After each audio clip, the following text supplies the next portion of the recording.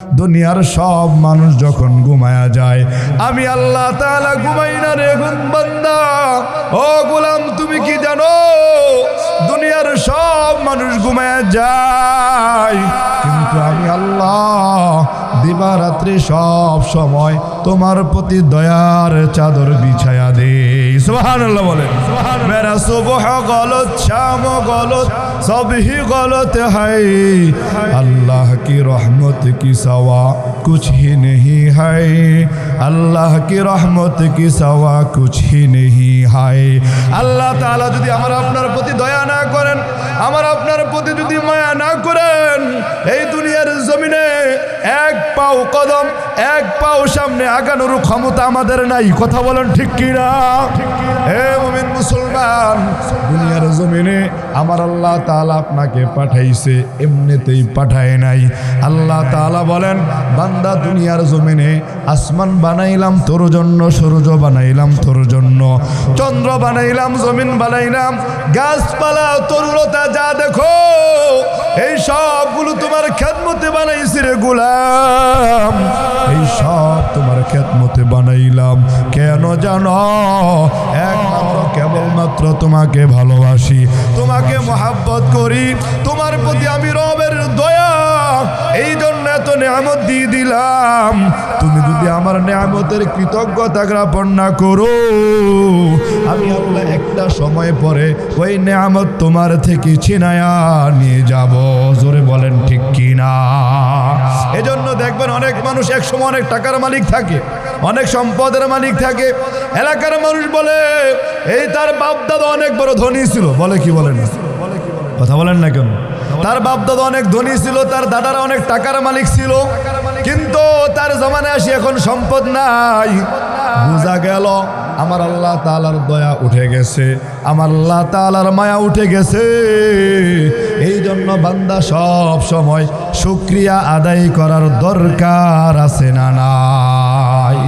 শুকরিয়া জানাই আল্লাহ, শুকরিয়া জানাই তোমার, অসহায় বান্দা মোরা বেঁচে আছি তোমার দয়ায়।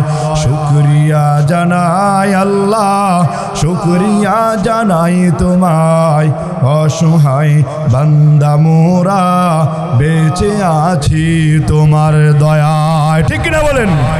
ফুটিবিহীন নীলিম আকাশ তোমার মহিমা করেছে প্রকাশ, খুঁটিবিহীন নীলিম আকাশ তোমার মহিমা করেছে প্রকাশ।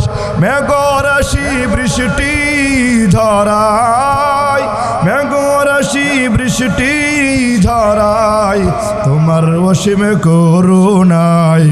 শুকরিয়া জানাই তোমায়, শুকরিয়া জানাই আল্লাহ, শুকরিয়া জানাই তোমায়, অসহায় বান্দা মোরা বেঁচে আছি তোমার দয়ায়। দু চোখে বরে স্বপ্ন দিলে, বেঁচে থাকার আশা দিলে, দু চোখ বরে স্বপ্ন দিলে, বেঁচে থাকার আশা দিলে, ফুলে ফলে সাজিয়ে দিলে, ফুলে ফলে সাজিয়ে দিলে, স্নিগ্ধ শ্যামল সুশোভায়।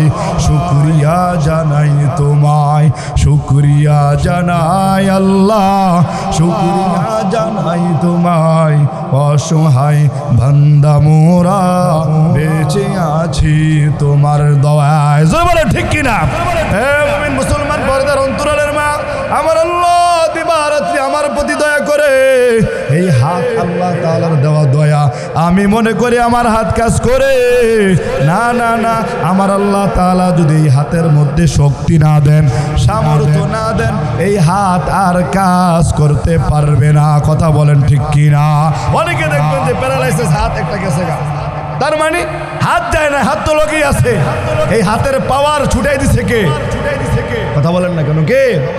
অনেকের পাও লুলা হয়ে গেছে, পাও তো যায় না, পাও তো আছে, কিন্তু পায়ের প্রতি যে দয়া, দেহের অঙ্গের প্রতি যে দয়া ছিল, যে রহমত ছিল রবের, সেই রহমত উঠায় নিয়ে গেছে। এখন আর হাত কাজ করে না, এখন আর পাও কাজ করে না। এমন মানুষ আছে না নাই? আছে না নাই? গত কয়েকদিন আগে আমি টাঙ্গাইলের মাহফিলে রওনা হলাম। গাড়ির মধ্যেই যখন একটা পাম্পের মধ্যে নামলাম, পাম্পের মধ্যে নাইমা দেখি আরেকজন আমার মতো গাড়ির মধ্যে গ্যাস নেয়। তাকায় দেখলাম একজন বড় যুবক আর যুবতী দাঁড়ায় আছে। তাদের পাশে একটা সন্তান, ছেলেটা ফুটফুটে সুন্দর, অনেক বড়, ছোট মাঝারি বয়সের। আমি তাকায় দেখলাম চেহারাটা কত সুন্দর, ছেলেটার চুলগুলো বাতাসে উড়তেছে। আমি তাকে ডাকলাম, বাবা এদিকে আসো। কারণ সুন্দর ফুল দেখলে, সুন্দর বাচ্চা দেখলে কোলে নিতে মনে চায় কি চায় না? ছেলেটাকে যখন ডাক দিলাম, ছেলেটা আমার দিকে ফেল করে তাকায় রইছে। ওই সন্তানের মা বাবাও আমার দিকে তাকায় রইল। একটু পরে ওই বাবাটা দৌড়ে আসছে, হুজুর আপনি তো জানেন না, আমার এই ছেলেটা আল্লাহ তাআলা দিয়েছে। বহুদিন সাধনা করার পরে সন্তান আমি পাইছি, কিন্তু আমার আল্লাহ তাআলা এই ছেলেটার হাতগুলো কত সুন্দর দিয়েছে দেখেন, তার চোখগুলো কত সুন্দর, তার চেহারাটা কত সুন্দর, কিন্তু আমার মালিক তার জবান দেয় না, সে কথা বলতে পারে না। বোঝা গেল আমার মালিকের দয়া জবানের মধ্যে নাই। কথা বলেন ঠিক কি না?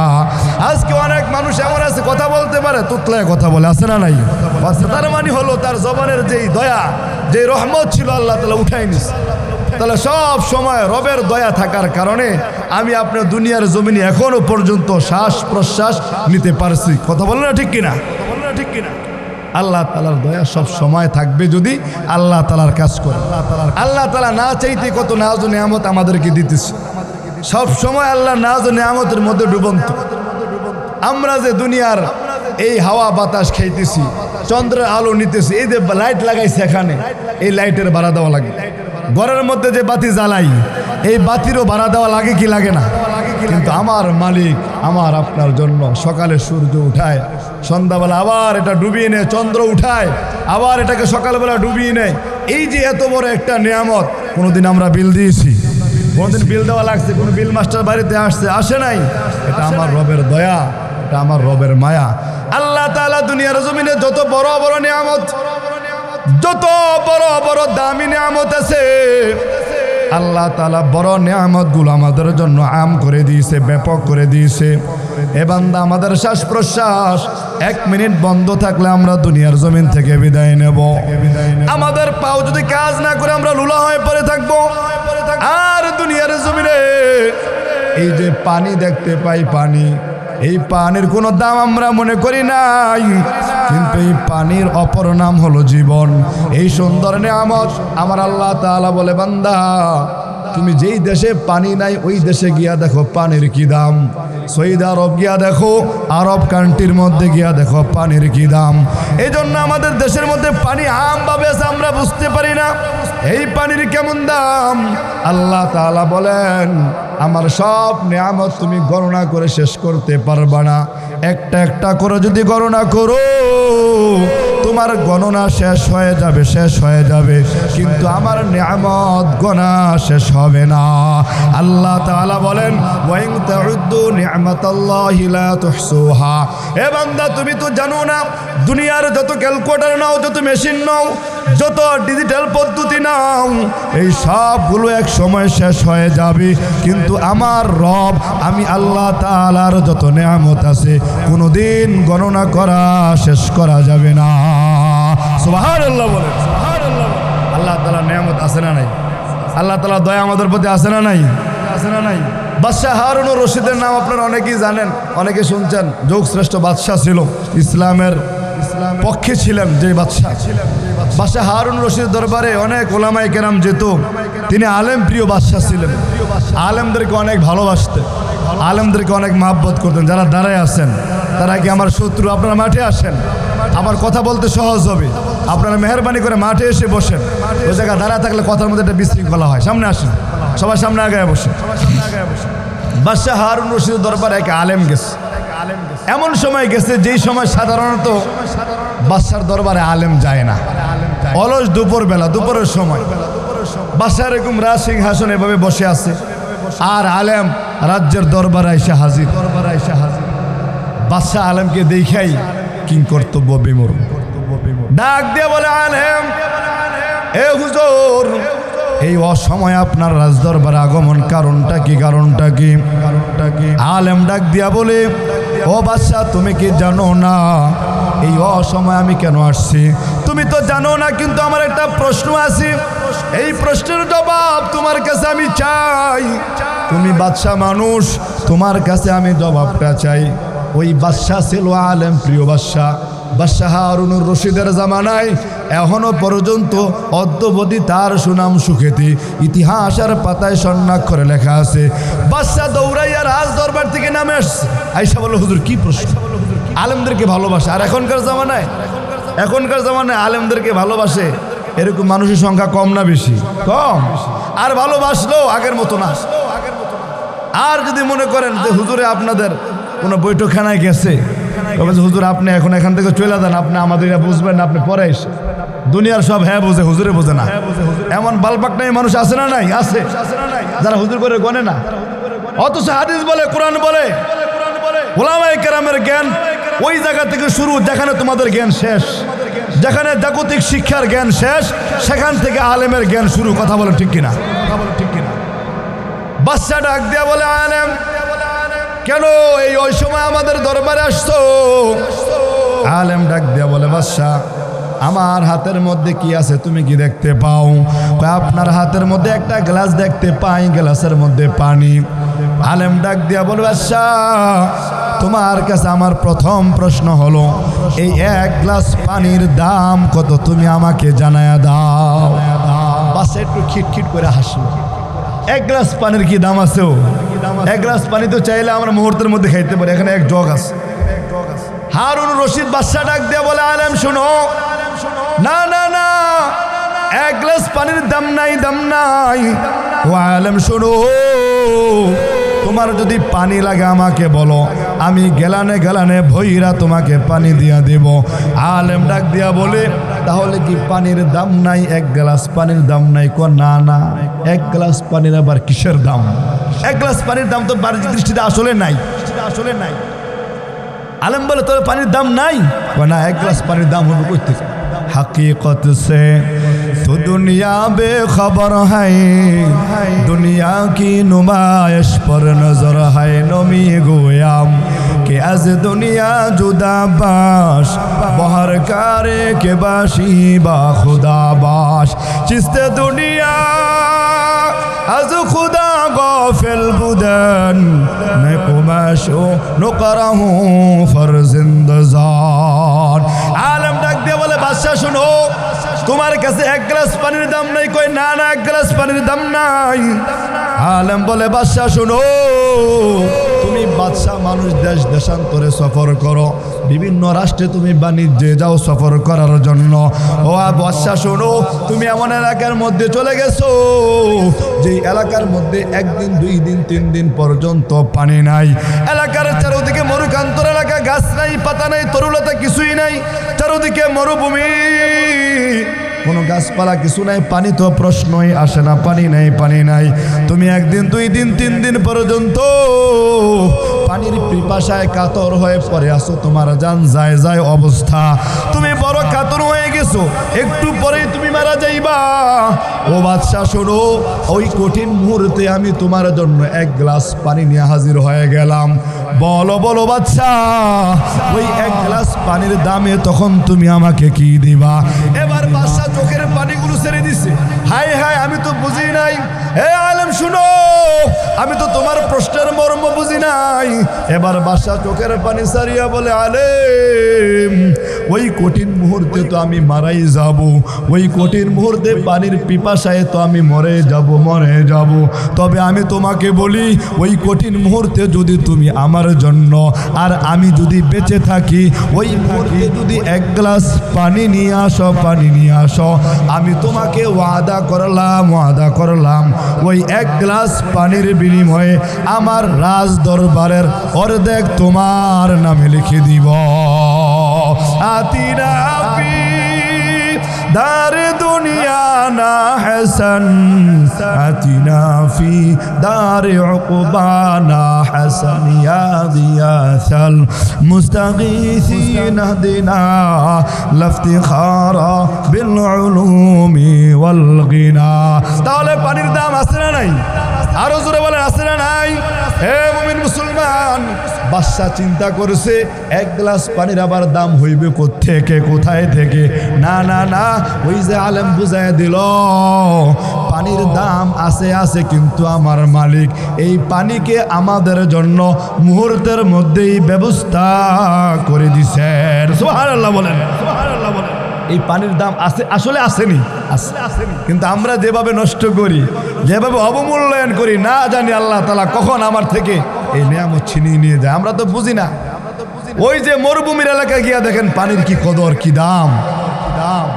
এবার আলেম আরেকটা প্রশ্ন করতেছে আলেম ডাক দিয়া বলে বাদশা তুমি তো বললা ওই কঠিন মুহূর্তে তোমার জন্য পানি নিয়ে গেলে তুমি আমাকে রাজ্যের অর্ধেক দিয়া দিবা বাদশা বলে হ্যাঁ আমার রাজ্যের অর্ধেক আমি বিনিময়ে দিয়ে দেব এবার আলেম আরেকটা প্রশ্ন করে ও বাদশা তুমি কি জানো এই পানি যে তুমি পান করবা এই পানি যে তোমার ভিতরে যাবে এই পানি কি তুমি বের করতে পারবা না ভিতরে রেখে দিবা তোমার কি বের করার ক্ষমতা আসেনি বাদশাকে বুঝাইতে চাই এই পানি যখন তুমি পান করলা এই পানি তোমার ভিতর থেকে বের করার ক্ষমতা আসেনি যদি আমার আল্লাহ বের না করে দুনিয়ার কোনো মেশিন নয় কোনো কিছু দিয়া নয় ওই পানি বের করার কারো ক্ষমতা নাই ঠিক কিনা বলেন এ মুমিন মুসলমান বাদশাকে আরেকটা প্রশ্ন করছে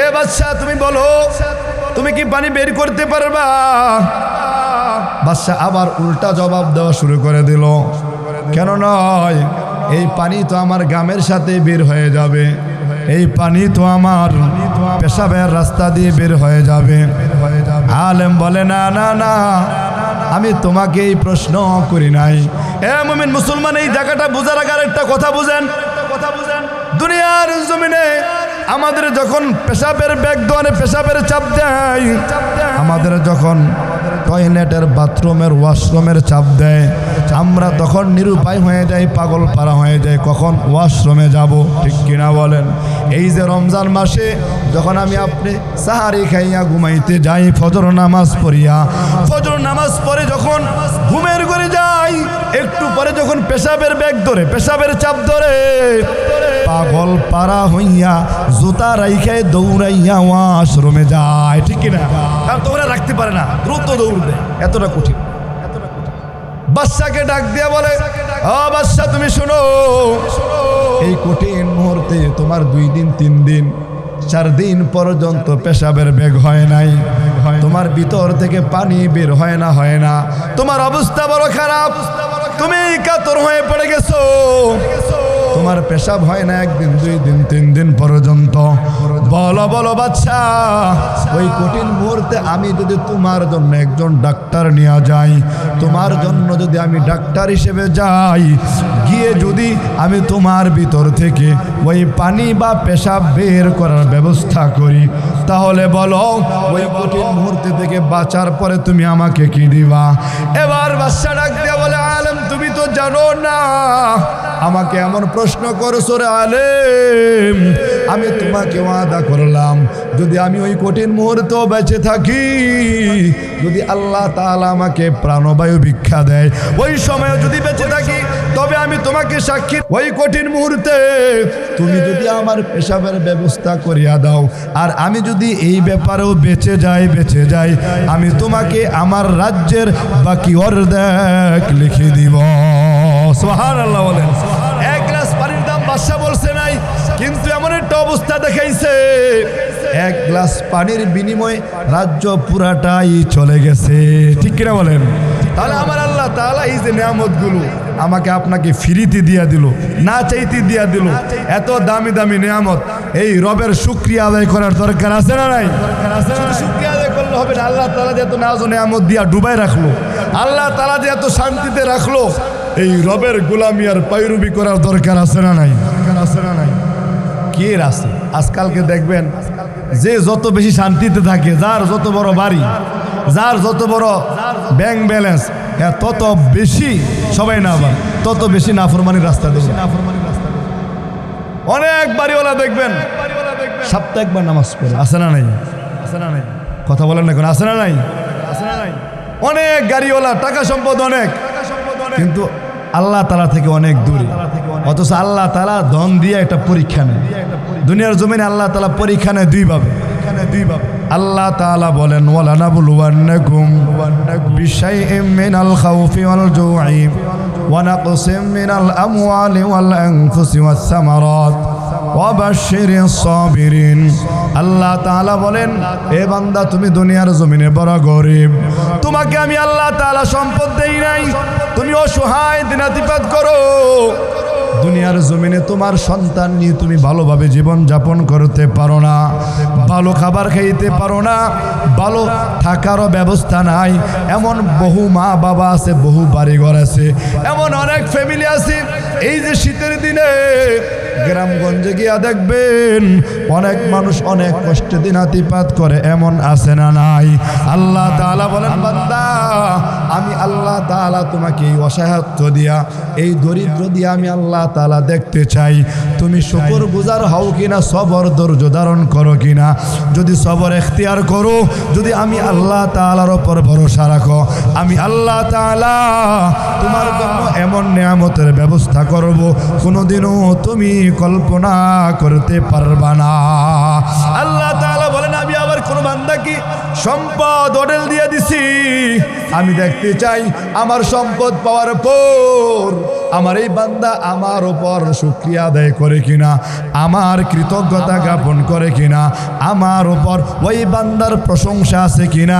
যদি বান্দা শুকরিয়া আদায় করে, কৃতজ্ঞতা জ্ঞাপন করে, আল্লাহ তাআলা বলেন, লা আযীদান্নাকুম, আমি আল্লাহ তাআলা তোমার নিয়ামত আরো বেশি গুণে বাড়ায়া দিব।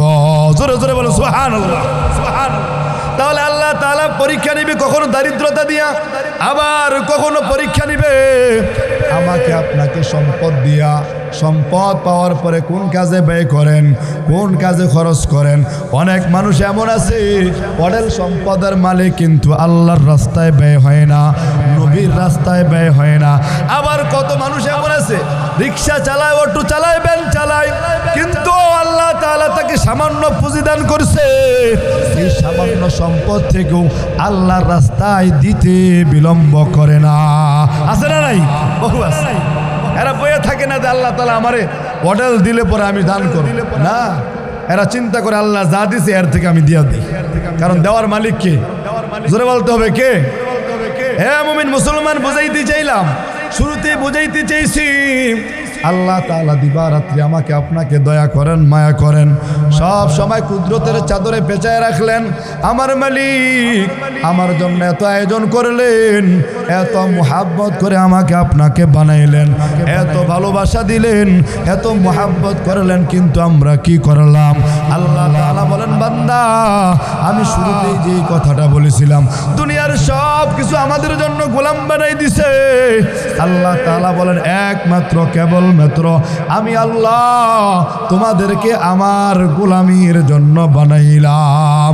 ওয়ামা খালাকুতুল জিন্না ওয়াল ইনসা ইল্লা লিয়াবুদুন।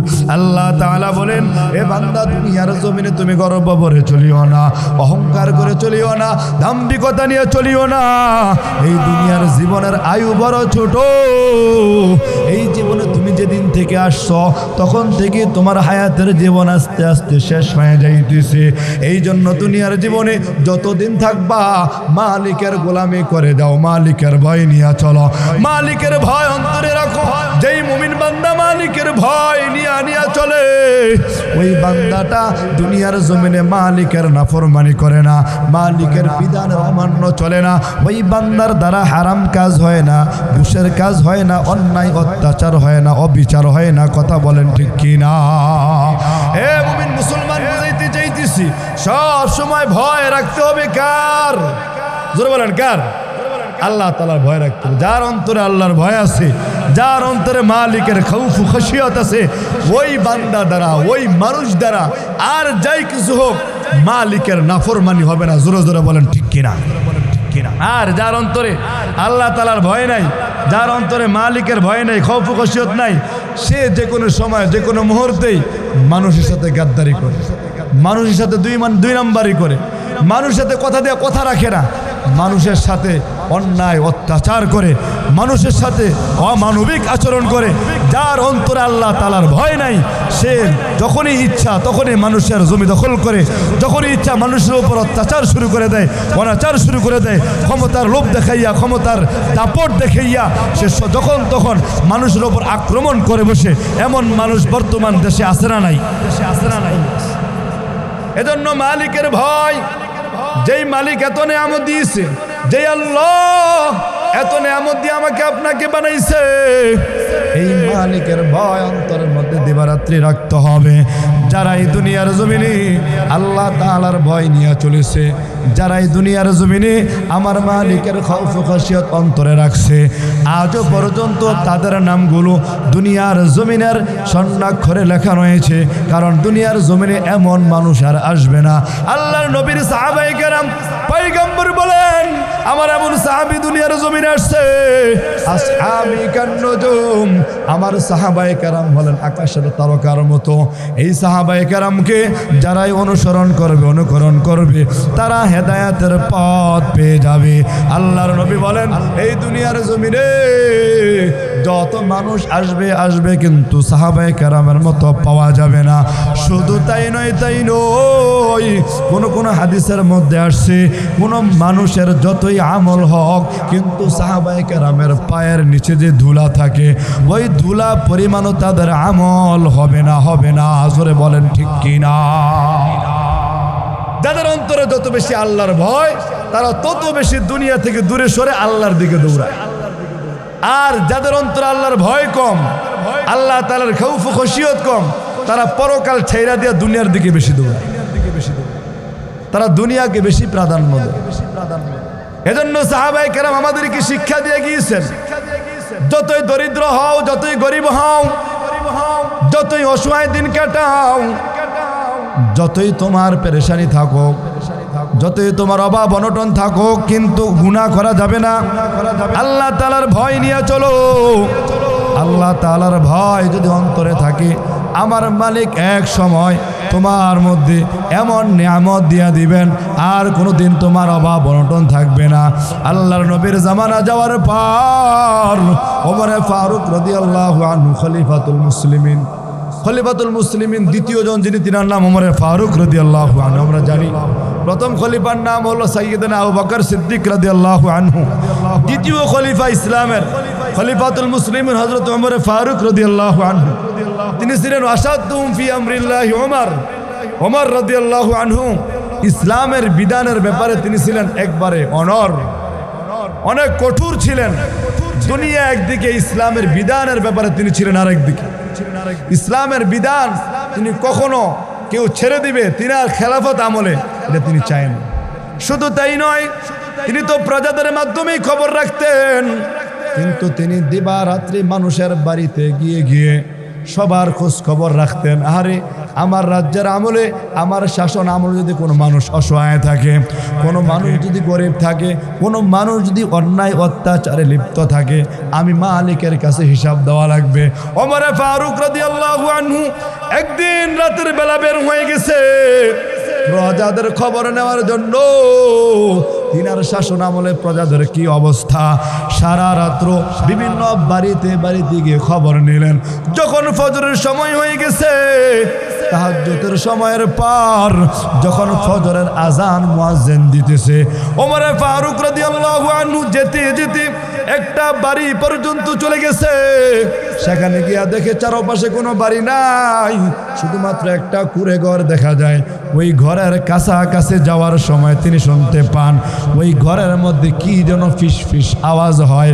ওমরে ফারুক রাদিয়াল্লাহু আনহু ওই ঘরের কাছে দাঁড়ায় গেছে, দাঁড়াইয়া এইভাবে কানটা লাগায় শুনতেছে ঘরের মধ্যে কি আওয়াজ হয়। যারা রাজ্যের খলিফা হয়, যারা রাজ্যের নেতা হয়, রাষ্ট্রকে শৃঙ্খলার সাথে চালানোর জন্য তারা মানুষের কথা কান লাগাইয়া শোনার অধিকার আছে। তারা শুই না সঠিক ফয়সালা দেবে। এটা রাজ্যের যিনি খলিফা হয় তিনাকে, অথবা যারা নেতৃস্থানীয় ব্যক্তি হয় তাদের এই অধিকার ইসলাম দিয়েছে। খলিফাতুল মুসলিমিন দাঁড়ায় গেছে ঘরের সামনে, ঘরের মধ্যে আওয়াজ পাইতেছে এক মা আর মেয়ে, বৃদ্ধ মহিলা আর একজন অল্প বয়সী কুমারী নারীর আওয়াজ শোনা যায়। ওই বৃদ্ধ মহিলা বলে, এ মেয়ে শোনো, আজকে কয়েকদিন যাবত আমাদের বকরি কম দুধ দিতেছে, তেমন বিক্রি করতে পারি না, পরিবার পরিজন চালাইতেও কষ্ট হয়। আজকে তুমি একটা কাজ করবা, দুধের মধ্যে পানি মিশায় দিবা। এই কথা শোনার সাথে সাথে ওই মেয়ে লাভ দিয়ে উঠে বলে, মা তুমি কি জানো না খলিফাতুল মুসলিমিন ওমর ফারুক রাদিয়াল্লাহু আনহু ফরমান জারি করেছে দুধের সাথে পানি মিশানো যাবে না, যাবে না। কারণ খলিফাতুল মুসলিমিন যদি জানতে পারে তাহলে আমাদের জন্য অবশ্যই পানিশমেন্টের ব্যবস্থা থাকবে। মা ডাক দিয়া বলে, খলিফাতুল মুসলিমিন এখান থেকে এই রাত্রেবেলা করতে গাই, রাত্রেবেলা করতে খলিফা মুসলিমিন আছে রাজ দরবারে মনে নাক ডাইকা ঘুমাইতেছে, তোমারে যা বলছি তা করো, তোমারে বলছি পানির দুধের সাথে পানি মিশাও, কারণ আজকালকে দুধ কম দেয়, আমরা এগুলো বিক্রি করে জীবন পরিচালনা করতে পারি না, তুই মিশাইলে একটু বেশি হবে। ওমর দেখতে পাবে না, যা বলছি তা, যা বলছি তা। অনেক মা বাবা এমন আছে সন্তান যখন হারাম কাজ করে, যখন কোন অন্যায় কাজ করে মা বাবা কিছু বলে না, বরঞ্চ মা বাবা আরো আগায় দেয়। অনেক মা বাবা এমন আছে মা বাবার খাসলাতের কারণে অনেক সন্তান হারাম কাজে লিপ্ত হয়, এমন আছে না নাই? বহু আছে। আর যেই ঘরের মা বাবা টাইট থাকে, সঠিক পথে সন্তানদেরকে চালানোর জন্য অনড় থাকে, দেখবেন ওই সন্তানগুলো দুই একদিন উল্টাপাল্টা করলো এক সময় গিয়ে একবার সোজা হয়ে যায়, তারা সঠিক পথে চলে। এমন উদাহরণ আছে না নাই? বহু আছে না নাই? মা ডাক দিয়া বলে, মেয়ে যা বলছি তা করো, তোমাকে বলছি দুধের সাথে পানি মিশাও, অন্য কোনো কথা বললে চলবে না, তুমি দুধের সাথে পানি মিশায়া দাও। মেয়ে যখন বললো ওমর যদি জানে, মা বলে না ওমর এখানে নাই, ওমর শুনতে পাবে না। এবার মেয়ে যে জবাবটা দিছি, এ মুসলমান শুনো, অপরদার অন্তরালের মা, এই কথাটা ভালো করে বুঝে আলো। ওই মেয়ে বলে, মা তুমি তো জানো না, ওমর যদি না দেখে, কিন্তু ওমরের আল্লাহ তো দেখে। এই কথা বলার সাথে সাথে ওমর ফারুক রাদিয়াল্লাহু আনহু ওই ঘরের মধ্যে আর দাঁড়ায় নাই, তিনি ঘর থেকে চলে গেছে। ওমর ফারুক তো সবই শুনলেন, চলে গেছে রাজ দরবারে।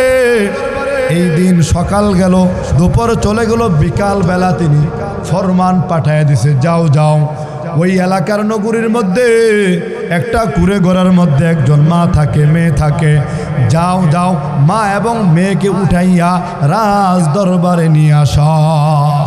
এই যখন খলিফাতুল মুসলিমের পক্ষ থেকে রাষ্ট্রদূত আসলো, মা মেয়ের কুলজার মধ্যে পানি নেই। আমরা যে সকালবেলা এই কথোপকথন করছি, নিশ্চিত কোন একজন গিয়া খলিফাতুল মুসলিমের জানাইছে না? তিনি নিজে জানছে, নিজে জানছে।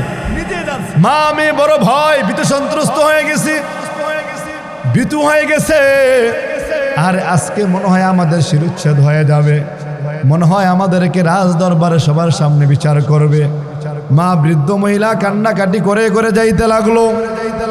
বহু দূরে যাওয়ার পরে যখন রাজ দরবারে সে হাজির হয়ে গেছে, মায়ের চোখগুলো বড় হয়ে যায়, আবার ছোট হয়ে যায়। আরে না জানি কি ফয়সালা হয়। ওমর ফারুক রাদিয়াল্লাহু আনহু বলেন, এ রাজ্যের সব মানুষ শোনো, এ সৈন্য সীমান্ত, এ প্রজারা, তোমরা সবাই এখানে আসো, একটা সুন্দর বিচার হবে। এই কথা শোনার সাথে সাথে মা আরো বেশি ভয় পেয়ে গেলেন, দৃষ্টি সন্ত্রস্ত হয়ে গেলেন। ওই মেয়ের মধ্যে কম্পন সৃষ্টি হয়ে গেল, না জানি কি বিচার হয়, কি ফয়সালা হয়। ওমর ফারুক রাদিয়াল্লাহু আনহু যখন দেখছেন সব মানুষ এসে গেছে, ওমর ফারুক রাদিয়াল্লাহু আনহু বলেন, এ আমার রাজ্যের মানুষ শোনো, আজকে তোমাদের সামনে এমন একটা বিচার হবে, এমন একটা ফায়সালা হবে। এই ফায়সালাটা, এই বিচারটা ইতিহাসের পাতায় কিয়ামত পর্যন্ত লেখা থাকবে। জোরে বলেন সুবহানাল্লাহ। ওমর ফারুক রাদিয়াল্লাহু আনহু যখন এই কথা বললেন, মা মেয়েকে সামনে দাঁড় করাইছে। ওমর ফারুক বলেন, তোমরা কি জানো আজকে সকালবেলা কি ঘটনা ঘটেছে। প্রজারা সবাই কিং কর্তব্য বিমূঢ় হয়ে আচমকা নজরে তাকাই রইছে। আর কি ঘটনা ঘটলো আমরা তো জানি না।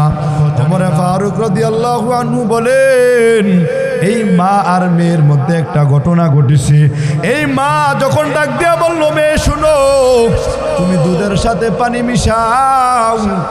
এই মেয়ে তখন ডাক দিয়া বলেছে, না না না, খলিফাতুল মুসলিমিন দুধের সাথে পানি মিশাইতে না করছে। এ মুমিন ভাই, এ পর্দার অন্তরালের মা এবং বাবা, কথাটা বোঝো। একটু পানি মিশাইতে গিয়া কত ভয় তাদের অন্তরে।